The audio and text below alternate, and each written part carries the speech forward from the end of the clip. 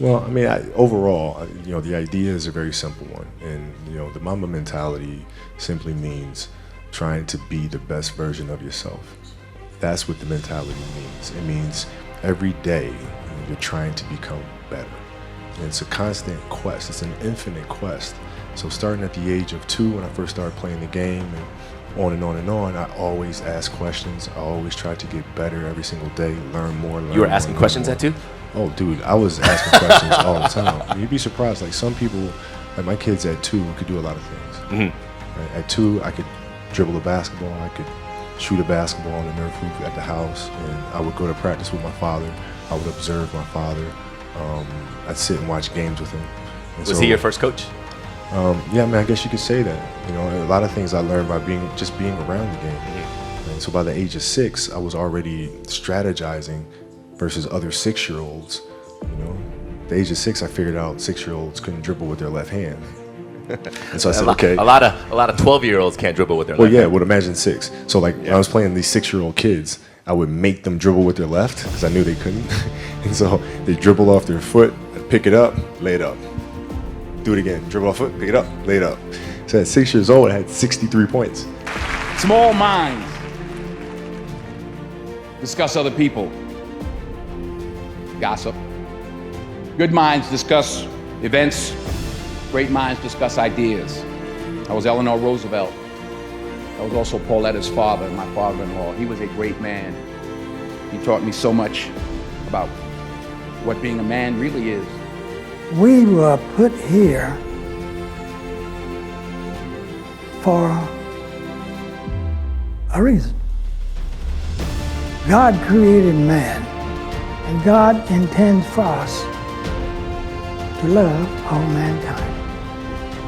And by being in a loving mood, caring for one another, that's our purpose for life. We should care for one another, and we should love one another. You can't shortchange yourself. Like you're not cheating anybody but yourself. I mean, you're tired. You're literally this far away from the line.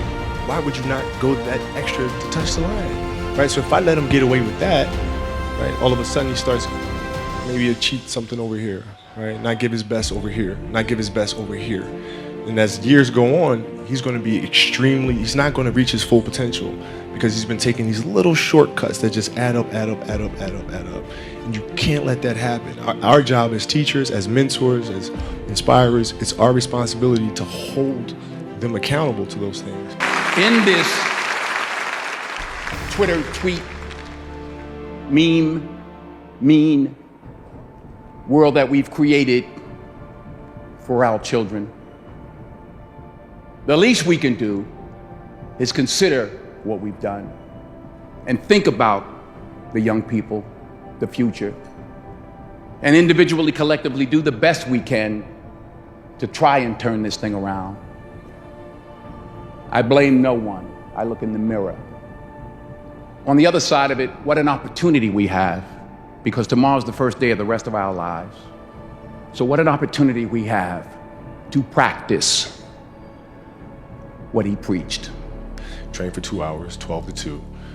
You have to let your body recover. So you eat, recover, whatever. You get back out, you train, start training again at 6. Train from 6 to 8, right? And now you go home, you shower, you eat dinner, you go to bed, you wake up, you do it again, right? Those are 2 sessions. Right now, imagine you wake up at 3, you train at 4, you go 4 to 6, come home, breakfast, relax, blah, blah, blah. Now you're back at it again, 9 to 11, right? Relax, and now all of a sudden you're back at it again, 2 to 4, and now you're back at it again, 7 to 9. Look how much more training I have done by simply starting at 4, right? And so now you do that, and as the years go on, the separation that you have with your competitors and your peers just grows larger and larger and larger and larger and larger. And by year 5 or 6, doesn't matter what kind of work they do in the summer, they're never going to catch up because they're 5 years behind.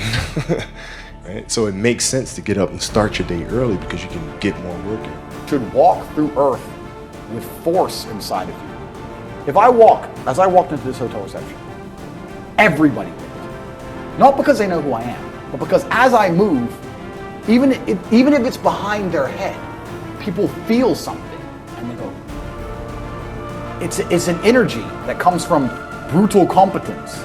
It's almost like an evolutionary thing where a rabbit can just smell a fox. It just knows. That's what happens when a predator walks in a room, even amongst humans. You pay attention next time you're in a restaurant. If a man who's truly dangerous walks in, nearly every other man kind of looks up at the same time. Feel it. You need to or you don't survive. We've evolved with that to live. That's who I am. I couldn't imagine not being that man. I've done that because I've been trying to prove myself to my lineage my entire life. I wake up every day with something to prove. I have hundreds of millions of dollars.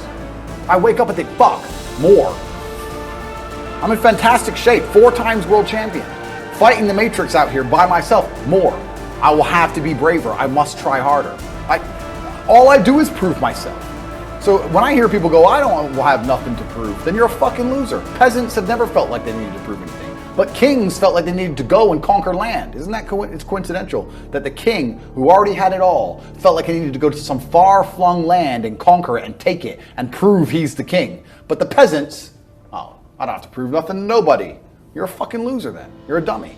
I absolutely and utterly completely have everything to prove to everybody all of the time. That's who I am. I will prove anything to anybody. If I sit and say X, I will prove it to anyone. I can be checked at any time. If someone would have come up to me in that lobby and argued with my ideas, I would have proved that my ideas are sound. If they would have attacked me, I would have destroyed them completely and absolutely. That's who I am. So yes, I have a lot to prove, my friend. For me, it was just common sense. Like I can if I start earlier, I can train more hours, and I know the other guys aren't doing it because I know what their training schedule is. Right? So I know if I do this consistently over time, the gap's just going to widen and widen and widen and widen and widen, and they won't be able to get that back. Mm-hmm.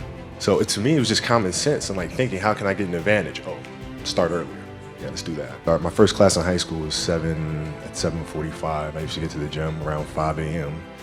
and I'd play before school. Mm-hmm. And then school would start. Who's playing with you at 5 a.m.? My coach. So my coach would show up and we'd do all these basketball drills. Mm-hmm. Right? So just you and your coach? Just me and my coach. And sometimes it would just be me and the janitor. And, who's still there today. But I play during lunch and then practice after. And then go home, do my schoolwork, and then watch a bunch of game film and games on TV and study film. But recently, basketball dominated, my entire life, more than 30 years. In the morning just about every day. Part of that came because I started in the fitness industry and I was doing that anyways. Also because I didn't have to talk to anyone until about 10 a.m. And so that gave me about 6 hours of uninterrupted work time that I could really move projects forward. So that means the first thing I did every morning was I would wake up and I would start working. And at the end of the day, if I look at a year, everyone else who's competing against me is still working in their business. But if I wake up at 3 o'clock or 4 o'clock in the morning and I can work 3 or 4 hours until 8 o'clock or 9 o'clock, I get more done in that period of time than most of those guys. It's really simple. It's like whatever you're doing at that moment is what you're doing at that moment. It's like that's where the obsessiveness is having attention to detail for the action that you are performing at the time you're performing it. And if you can have that kind of focus, you can't help but to have a certain level of obsession or attention to detail. Then you start, it's a process. You look at process. Mm-hmm. What am I going to do? What can I control? Surgery, we'll do the surgery. Come out of the surgery, recover. From there, physical therapy. Okay. Physical therapy, piece by piece by piece by piece by piece, start running, back on the court. And so I broke things down into sections and said, okay, I'm going to focus on resting right now. This is it. I'm going to focus on moving my toes and then walking. And then, so you look at every challenge at every step, and that's how you're able to be resilient and come back from these things.